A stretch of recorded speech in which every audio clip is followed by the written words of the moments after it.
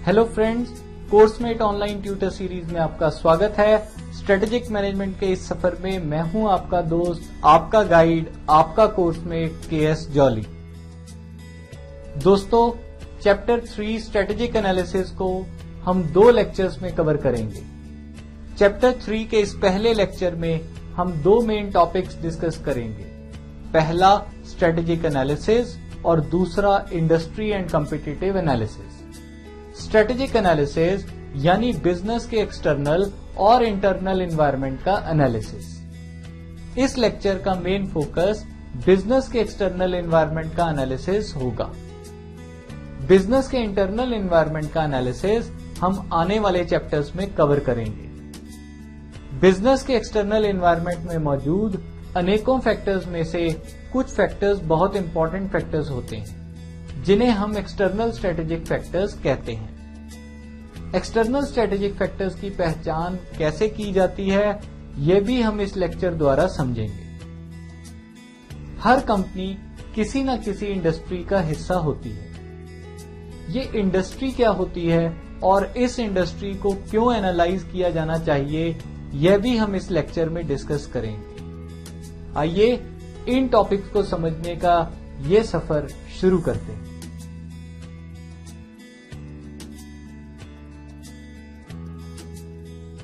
जैसे ही एक कंपनी अपना विजन और मिशन तय कर लेती है, स्ट्रेटेजी तैयार करने की अगली स्टेज होती है स्ट्रेटेजिक एनालिसिस या एनवायरमेंटल स्कैनिंग। स्ट्रेटेजिक एनालिसिस में हम बिजनेस के एक्सटर्नल और इंटरनल एनवायरनमेंट का एनालिसिस करते हैं।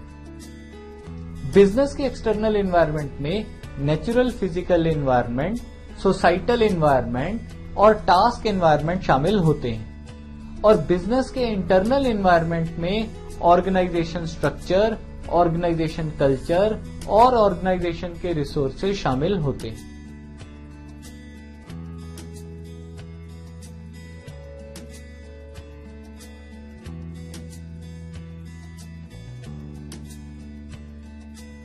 स्ट्रेटेजी बनाने का प्रोसेस बिजनेस के एक्सटर्नल और इंटरनल एनवायरनमेंट के एनालिसिस से शुरू होता है। इस एनालिसिस को स्ट्रेटेजिक एनालिसिस या एनवायरमेंटल स्कैनिंग भी कहा जाता है। एक्सटर्नल एनवायरनमेंट का एनालिसिस कंपनी के लिए अपॉर्चुनिटीज और थ्रेट्स आइडेंटिफाई करने के लिए किया जाता है, और इंटरनल एनवायरनमेंट का एनालिसिस कंपनी की स्ट्रेंथ्स और वीकनेसेस आइडेंटिफाई करने के लिए किया जाता है।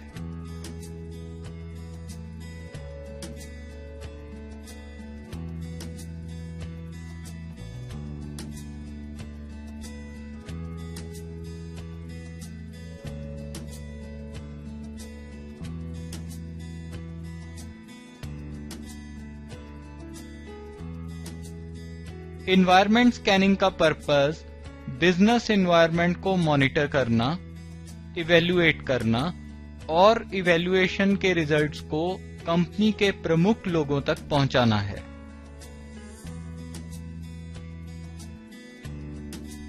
बिजनेस के एक्सटर्नल एनवायरनमेंट को 3 हिस्सों में बांटा जा सकता है: natural physical environment, societal environment और टास्क एनवायरनमेंट।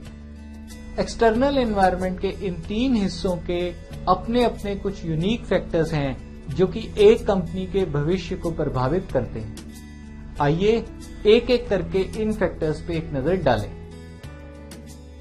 एक्सटर्नल एनवायरनमेंट की स्कैनिंग में हम सबसे पहले कंपनी के नेचुरल फिजिकल एनवायरनमेंट को स्कैन करते हैं। नेचुरल फिजिकल एनवायरनमेंट का मतलब है फिजिकल रिसोर्सेज, वाइल्ड लाइफ और क्लाइमेट। जी हां, कंपनी जिस ज्योग्राफिक क्षेत्र में ऑपरेट करेगी, उस क्षेत्र में पाए जाने वाले प्राकृतिक रिसोर्सेज, उस क्षेत्र के वन्य जीव और उस क्षेत्र की जलवायु भी कंपनी को प्रभावित करते हैं। सोसाइटल एनवायरनमेंट से भाव है मानव जाति की सामाजिक व्यवस्था।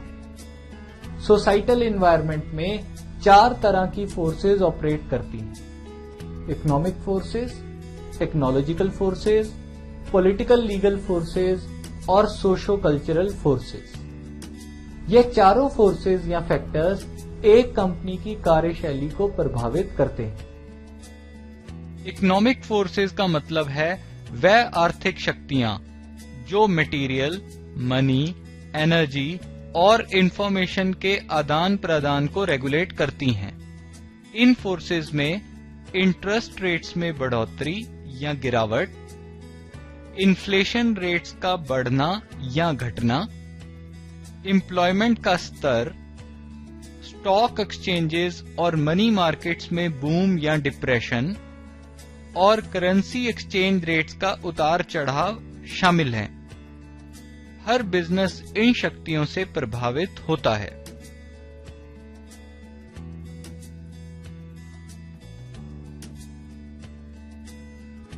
समस्या सुलझाने वाले आविष्कार टेक्नोलॉजिकल फोर्सेस की देन होते हैं।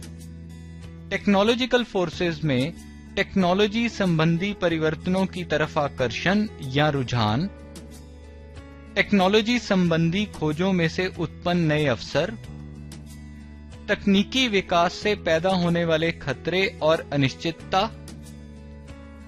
देश में रिसर्च और डेवलपमेंट की भूमिका और सरकार का रिसर्च और डेवलपमेंट का बजट, ये सब शामिल हैं। हर बिजनेस टेक्नोलॉजिकल चेंजेस से भी प्रभावित होता है।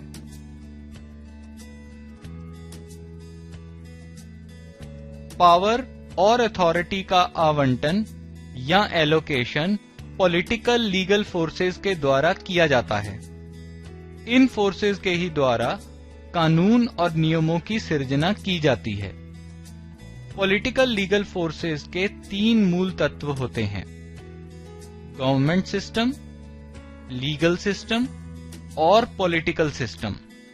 सरकार की नीतियां और जिस इफेक्टिवनेस के साथ उन्हें इंप्लीमेंट किया जाता है, कानून और व्यवस्था की स्थिति, पॉलिटिकल स्टेबिलिटी यानी राजनीतिक स्थिरता, व्यापार और आर्थिक मुद्दों की पॉलिटिकलाइजेशन, यह सब एक बिजनेस को काफी प्रभावित करते हैं।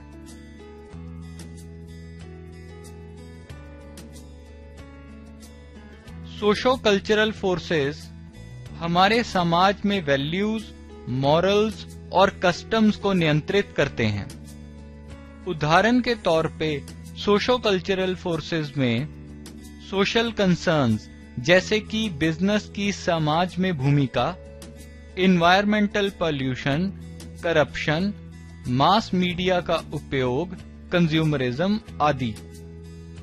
सोशल एटीट्यूड्स एंड वैल्यूज जैसे कि समाज की एक बिजनेस से उम्मीदें, सामाजिक रीति रिवाज, मान्यताएं, परंपराएं और प्रथाएं, लाइफस्टाइल या जीवन शैली में बदलाव और मटेरियलिज्म, एजुकेशनल लेवल्स या शैक्षिक स्तर, अपने अधिकारों के प्रति जागरूकता और समाज के सदस्यों की नैतिकता। फैमिली स्ट्रक्चर और उसमें परिवर्तन, परिवार के प्रति और परिवार के भीतर रवैया और फैमिली वैल्यूज, समाज में महिलाओं की भूमिका और बच्चों और किशोरों की परिवार और समाज में स्थिति, यह सब शामिल हैं। हर बिजनेस एक समाज का ही तो हिस्सा होता है, इसीलिए समाज को पूरी तरह से समझना बहुत महत्वपूर्ण है।